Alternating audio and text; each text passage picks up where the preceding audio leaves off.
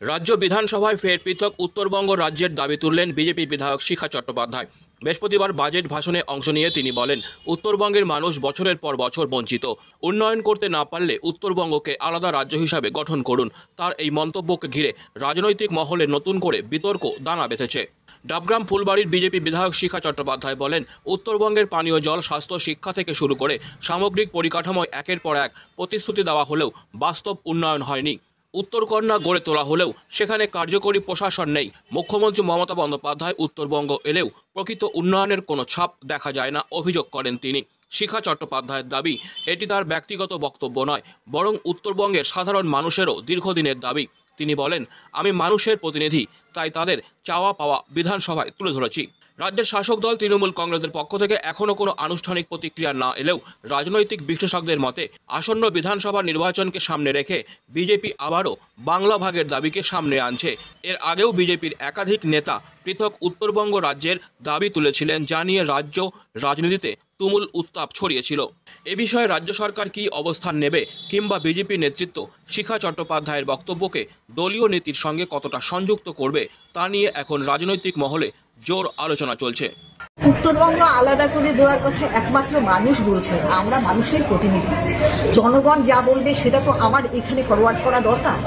মানুষ বারবার বলছে আমাদের এখানে নদী ভেঙে যাচ্ছে, তার কোনো ভাঙনের কোনো জায়গা নেই, কোনো কর্মসংস্থান নেই।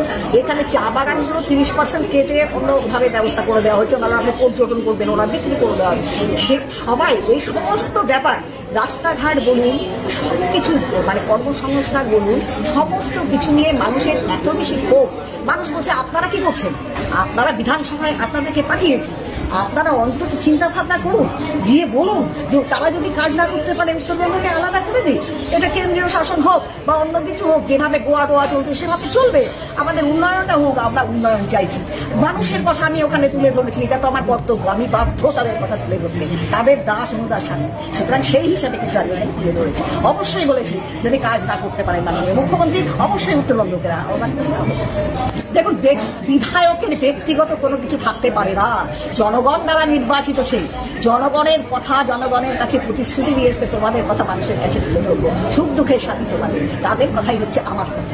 এক্ষেত্রে কি দলের সাথেও কথা বলবেন যে মানুষ যেভাবে উত্তরবঙ্গ মানুষ বলছে, দল আমার দল সব জানে, আমার মানুষ বলছে, আমরা বলছি না, বিজেপি বলছে না, শিখা চ্যাটার্জি বলছে না, মানুষ বলছে, তার বিধানসভার মানুষ, টোটাল উত্তরবঙ্গের মানুষ বলছে। ফলে এটাই দাবি উত্তরবঙ্গের মানুষের। ঠিক 7 বছর আগে একটা ট্যাঙ্কি হয়েছে বেরুবাড়িতে, জলের ট্যাঙ্কি তৈরি করা হয়েছে, একদিন জল সাপ্লাই হয়েছে, তারপরে কিন্তু দেখুন আর জল নেই, মানুষ আজ পর্যন্ত জল পায়নি। 7 বছর অতিক্রান্ত, আমার বিধানসভায় জল নেই, জলের কোনো ব্যবস্থা নেই। সেন্ট্রাল গভর্নমেন্ট কোটি কোটি টাকা ধার নেই। ভিএডিপি একটা ফান্ড ছিল, আজকে যেটা এখন তুলে ধরলাম আমি, একটা ভিএডিপি ফান্ডটা বর্ডার এলাকায় কাজ করার জন্য, সেখানে 60-40 ব্যাপার আছে, সরকার দেবে 40%। এই ফান্ডটাকে বন্ধই করে দিলে, এই ফান্ডটা কোনো ব্যবহার হচ্ছে না, মানে 40% টাকা দিতে পারছে না।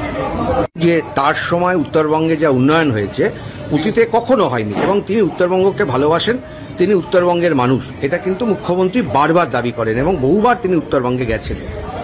হ্যাঁ, তিনি উত্তরবঙ্গে যান, তিনি নাচ গান করতে ভালোবাসেন, বাগানের মেয়েদেরকে নিয়ে তিনি হাতে গ্লাভস পরে নাচানাচি করেন, এটা আমি বারবার দেখেছি।